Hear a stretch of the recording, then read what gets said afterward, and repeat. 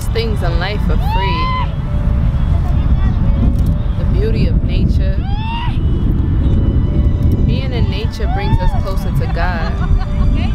Being around children brings us closer to God. Being around animals brings us closer to God. Because God is in everything. But we see God more so in things and people who are more innocent, who are untainted by the faults of the world. This is why we love children so much, for their innocence. Almost even like envying them. The children, they're so pure and they're so powerful, and their eyes and their spirit has not been tainted by the world. And what we all really want to do is feed that inner child, because that inner child is always within us. It never really goes anywhere. It's just we learned how to suppress it and keep it buried deep inside of us. But what we really need to do is really learn how to work with that inner child to help us get through whatever we need to get through. For that inner child is truly God, the innocent. We gotta strive towards enlightenment to heal that inner child and any inner demons that we may be holding on to.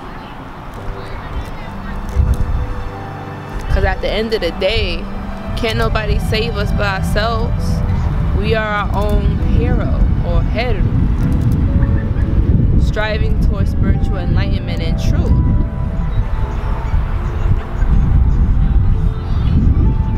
We gotta be grateful for all of the experiences that we have in life. Those that are pleasurable and those that may not be that pleasurable. Forgiving those who have hurt us, because we gotta realize that that hurt was necessary in order for us to grow, to evolve, to transform ourselves into higher beings. I am in a particular place in my life where I find myself not really caring about like worldly things as much as I used to. I find myself getting detached from my ego, realizing that there's more to life than just the basic stuff, base level stuff. Like true alchemy is evolving, taking those base metals and transferring that into gold. And I am so ready for that transformation. Like, you gotta purge yourself through the fire, and fire burns things away. And as they say, burning bridges, like there's some bridges that need to be burned. There's some pathways that we need to burn because we can't afford to go those ways anymore, because those are actually hindering us from our progression, our evolution. It's necessary to leave those things alone. It's necessary to cut off certain people. It's necessary. We've learned the lessons. We outgrew them. Now it's time to move forward. Because if we keep accepting people and we keep forgiving people, and not forgiving meaning like allowing them space to come back in, because it's okay to forgive, but forgiveness is for you. But when you forgive and you still allow that person back into your sacred space after they've done proven to you who they really are, what their intentions are, and they have showed you their energy, it is ultimately up to you, for you have willpower to control whether or not you accept that type of behavior in your life, that toxicity. Do you welcome it into your life? Because every time you welcome it into your life, you're going to set yourself right back to square one, proving that you did not learn the lesson. Because if you learned the lesson, then you will not deal with stuff like that. You won't deal with toxic people. You won't deal with people abusing you and using you and manipulating you, because that doesn't resonate with your spirit.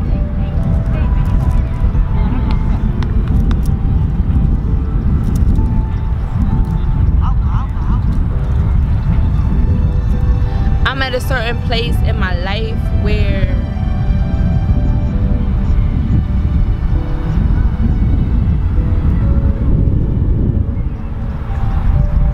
like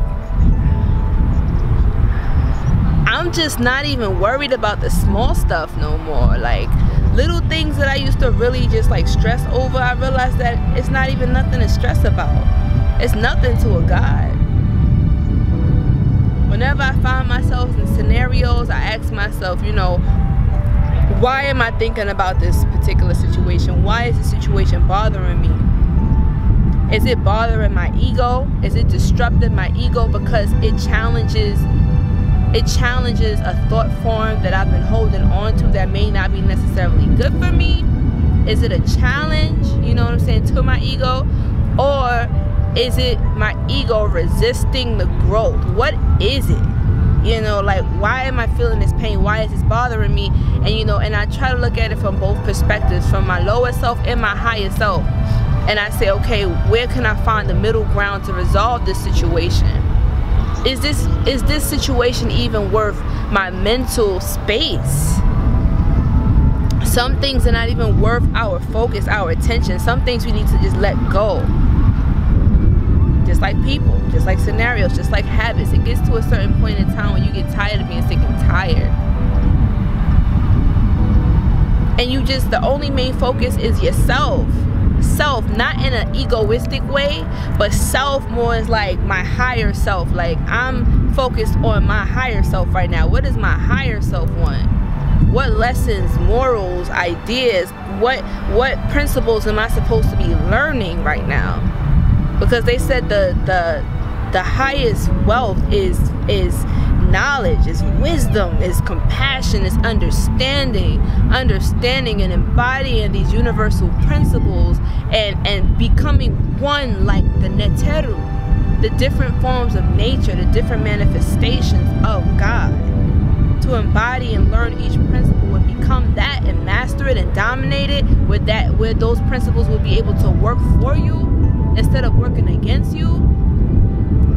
When you are acting as a mortal, a finite man or woman, you limit your power. You become a slave to the elements. You become a slave to situations. You become a slave to the realms, the spirits, or the spears, right? Spirits, which means small spears, because what they say, earth is like earth is a spirit self. So there's smaller spheres that we have in ourselves, little tiny universes. Some may know them as chakras, the spirals, the spears inside of us. So when we heal a part of ourselves, we're also healing the universe. As above, so below. As within, so without.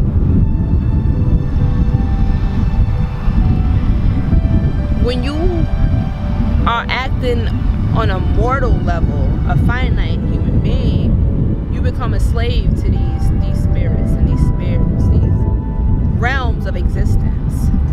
But when you become a master and you understand like each principle, and you embody it and you study it and you meditate on this for a while, you no longer fear these elements because you understand them. We only fear things we don't understand. And once you start to study and really look into and dive deeply into those things that are scary to us, we realize that fear was never really there, but it was taught to us. What is fear? False evidence appearing real? You gotta choose love or fear. They can't both exist in the same space. And basically, my aim is to transcend all of the mundane, baseful things that make no sense to my spirit.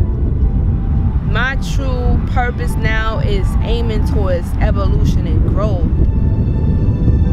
That's my purpose. That's why I'm here. Everybody has their own purpose, their own mission. Only thing that I can do, only thing I have control over is my mission, my actions, my thoughts, my words, and whatever I decide to do with myself. I cannot control others. I cannot control things outside of myself. I only understand that when I master me, I master everything. If I'm not in control of me, how can I control any of these elements? How?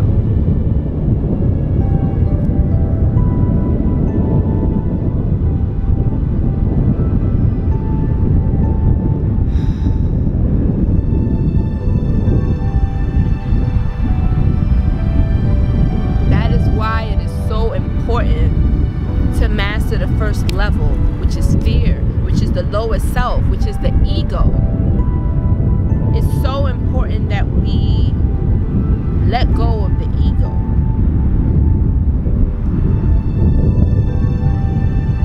For the ego is the main thing that's anchoring us and holding us down. Don't get me wrong, the ego is necessary for us to have this experience in the first place.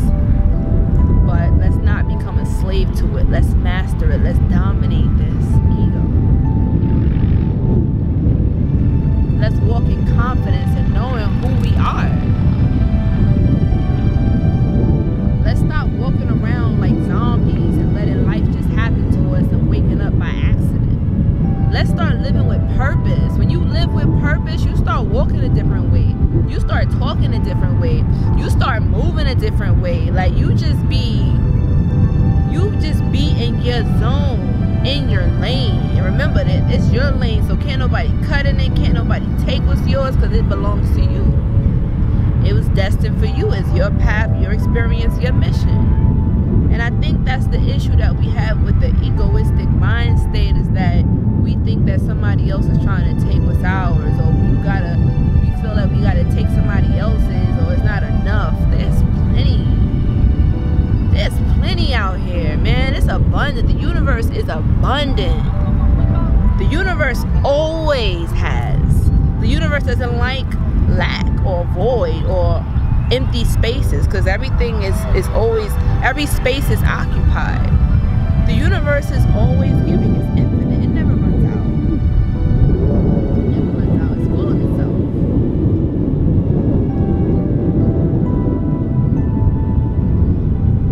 We live in a beautiful place. It's beautiful. So appreciate it while you can. Don't worship it. But you should get at a certain level where it's just as though you're just walking through life with purpose, yo. And I promise you, like, things will get easier once you start moving